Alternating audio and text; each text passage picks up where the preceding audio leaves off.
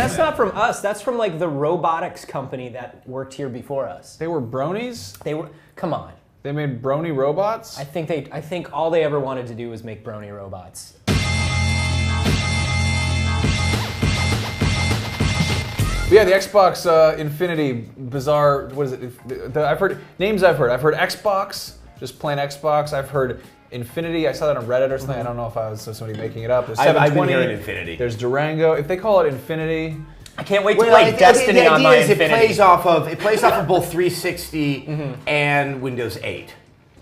I think that the danger is if they go with the Infinity, that means that they really are into the Windows 8 aspect, which I think might be of concern to some. I like the idea of just straight Xbox. yeah, I think that's a good one. I mean, Apple's done very well with iPad. Yeah. You know, it's sensible. I think the Wii U would have done a lot better if they just called it Nintendo. Or console. Yeah. Just call it a Nintendo, yeah.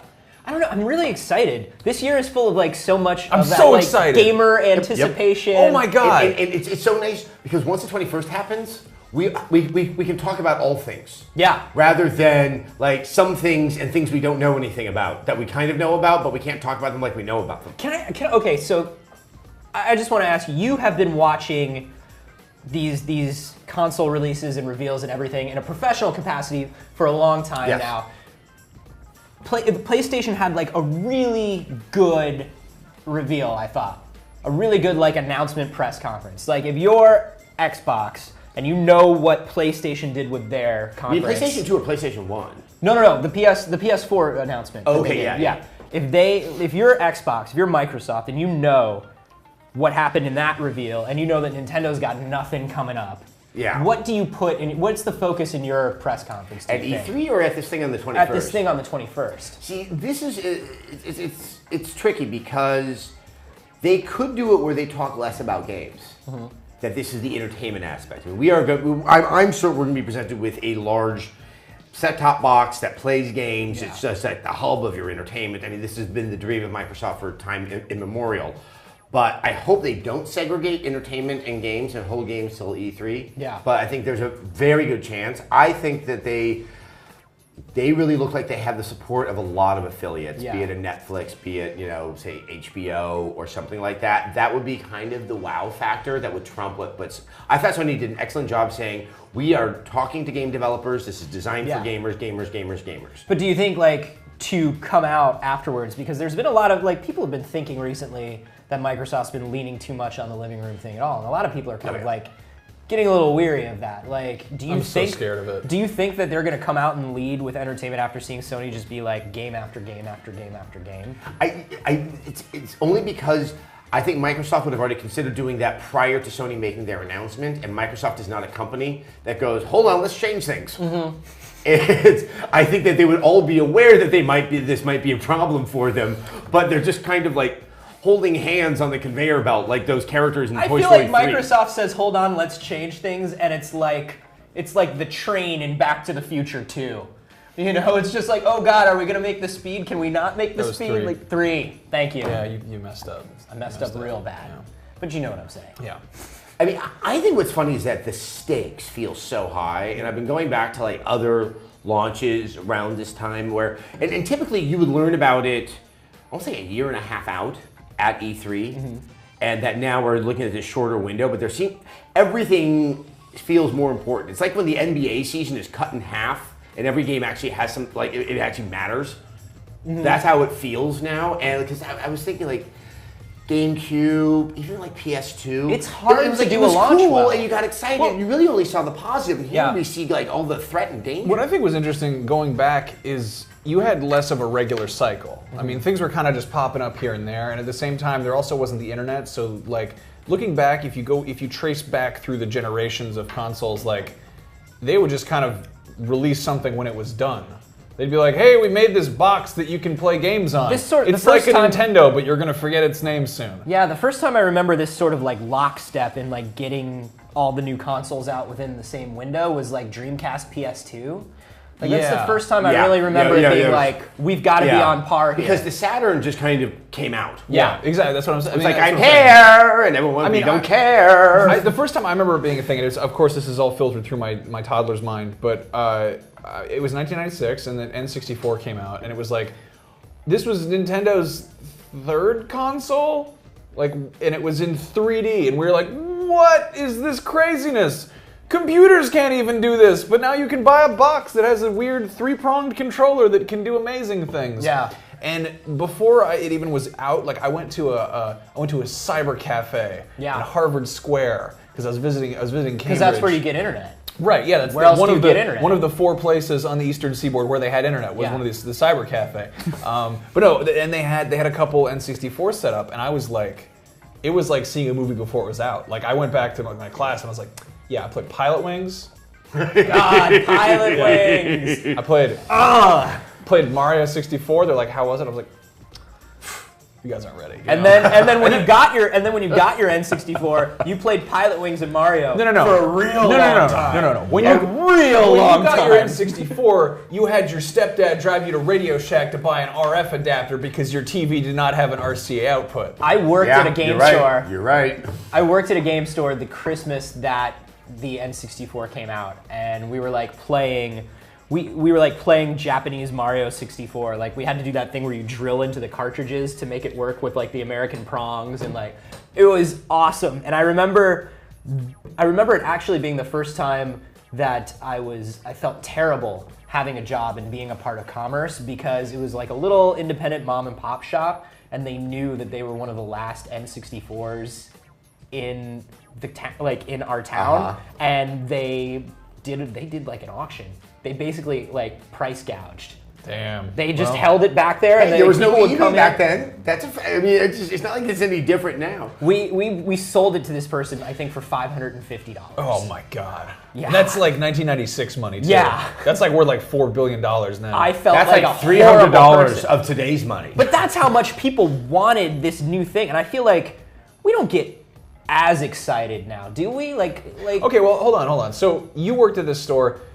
I'm actually kind of foggy on this. The PlayStation, the original PlayStation came out before the N64, that was out, right? yeah. The Saturn was out. Like, it was eventually the thing that I was more into. Like, I like that was like what the kids got, and they were like, oh.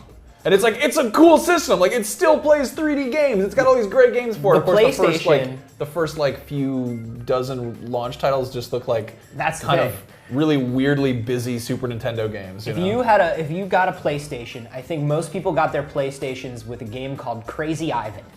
And Crazy Ivan was this like terrible slow mech game.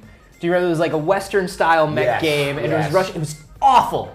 It was the worst Tekken game. or Virtua Fighter? It was one of those. Tekken. It was Tekken. Virtua Fighter 2. That's when you started to notice true, I believe functional polygonal graphics. Battle Arena Toshinden. Oh yeah, Toshinden was good. That's where it's at. That was the other. I went upstairs because somebody else wanted to use the N64 at the Cyber Cafe, and I played Battle Arena Toshinden for like 3 hours because nobody else wanted to play it. I had Toshinden Remix for the Saturn. I was die-hard Saturn. The last time I was really, really fanboy for anything, like unapologetic, angry, super fanboy, was for the Sega Saturn. That was it, and it's like that would cure anybody a fanboy this. Looking back, it was the weirdest thing to be a fanboy of. It was just this strange console. But I remember walking by the game store and seeing Knights actually in the window. This story warms my heart. I saw Knights in the window, and I was looking at it. And up until then, I had always just like rented games on the weekends. Like that's who I was. And I saw this game, and I was like, this is a guy flying around in a magical land, and I have to be a part of this. And I went in, and I was like, how do I play that? And they're like, well, it's only out in Japan right now, but you can buy the console, we'll sell you like an adapter, and we can import the game. I'm like 15. I'm like, how much does this cost? And they're like, it'll be around like $350, $400. I was like, well, we're gonna have to make this happen. And you got a job. And I got a job at that game store. Look at that.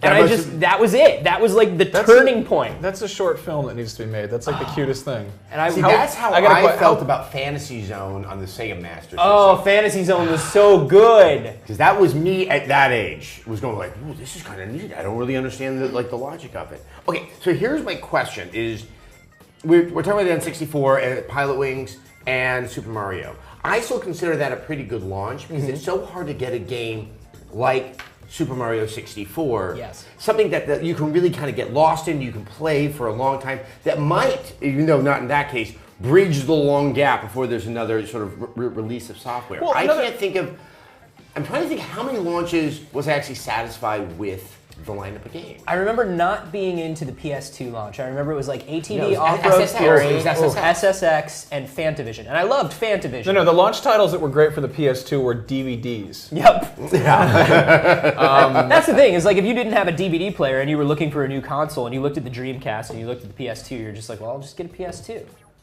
Yeah, Get a PS2. And then Dreamcast, what did the Dreamcast launch with? Oh, that was, I think, the best launch lineup. Soul Calibur. Yeah. And it was NFL 99. And Seaman. Not yet. Not yet. But there was Seaman Too that bad. eventually came with your Dreamcast. And then Sonic Adventure. Seaman Yep. in my dream. Which I know that in retrospect, we all know that Sonic Adventure, probably a lesser game than we saw it for. Yeah. But that was a nice... It was so It was beautiful. different games. You have an adventure game, you have a fighting game, you have a sports game, all of which seem so technically proficient. Yeah. And you rarely get anything that well-rounded at a launch. And they were really, really quick with bulking up that lineup, I remember. Like, within like a very short period of time, you had Blue Stinger, which was not great, but it was there. And you had... in retrospect, very few games on the Dreamcast were really great, but we just remember Code them. Veronica came out really fast. Like, it was good. Like, things seemed to be like coming out really quickly. I think another it just thing that- kind of sputtered. Like, the Dreamcast just sputtered after a while. Yeah. I mean, I think the thing to take into account also is that we are kind of in the age of the early adopter and and fanboy culture. Like, it is so much like, if you don't have this thing at launch, you're not going to get it because you've had this panic drilled into you by by the you know, N64 and by yeah. the Wii. And Like, people have grown up with that. I remember, being a kid and like just the Super Nintendo and the Genesis were out. And like, I don't know if they were new or what, but like, if somebody had them and I was like, oh, they were just kind of there. They existed there. And if they had like a NES, it was like, oh, that's cool too, And if they had an Atari, I'd never seen one before, and I was really confused by it. But I still thought it was cool. We had the loyal But I mean, coalition. even in the era, they were confused, just so you know. But I mean, if you go through and look at launch lineups, all this stuff that you kind of remember as being launch lineups, they weren't launch lineups. People just weren't so fixated on going out and getting this machine day one. Yeah. Launch window, totally is what it was back then. And well, now I mean- if you say launch window, people get so mad. Yeah. So mad. They're like, no, it has to be out. You day didn't one. have Amazon Prime. You didn't have pre-orders. You didn't have lines out the door of the GameStop because, like, if you got it on Christmas, and at that point, a bunch of weeks had passed, and if you were going to get games, your mom went out and bought them. Like, that's... Well, I mean, the PlayStation was the tipping point to that. The PlayStation turned it from birthday gift, Christmas gift into Event. consumer electronics thing that everybody wants. I want the PS4. Sony was brilliant at that marketing to turn, like, they made PlayStation into like a lifestyle brand. And I think that's where that sense of urgency. I mean, that's the first launch I remember, because that was 2000. It was at Metreon, and like, it was a massive line. It was a big deal, and I think that's when those launch lineups started to feel like, hold on, all that hype, and like, yeah, SSX, really fun game, but you're not seeing that promise that they had, given you for the past year of what, the emotion engine, what we can do with this, and now I'm skiing down very colorful hills, and it's I think that's where the issue is. The 360, I think, had one of the strangest launches because there are actually a lot of games, but no one of them really stood out. I mean, Call of Duty 2 was the big game, but it felt a little, I don't know, lesser. It didn't feel definitive of the system. And, maybe that was what Perfect Dark Zero and Cameo were supposed to be. But, I mean, it's like, it seems really tricky, like, what makes the launch good? And that's why I go back to Super Mario 64. It's like, that's exactly what you want from a Nintendo console on day one. Yeah. So I'm gonna do it. I'm gonna bait everybody. I'm gonna bait all the trolls. Who do we think is gonna have the stronger launch? Who's gonna come to E3 and announce the launch that we're more interested in? I think it's Sony. I think it's Sony too. I think so too. Yeah. I'm actually really hoping it's Sony because I don't want to. I mean, I secretly really hope that I don't have to buy two $400 boxes this year, because that is $800 if you add them together. Oh, that math. Way to go. A lot of money. Bringing the math in like that. That's, hey, high five. I've been Yeah. You've been studying. do this That's for good. That's good. That's good. do That's this good. for a living.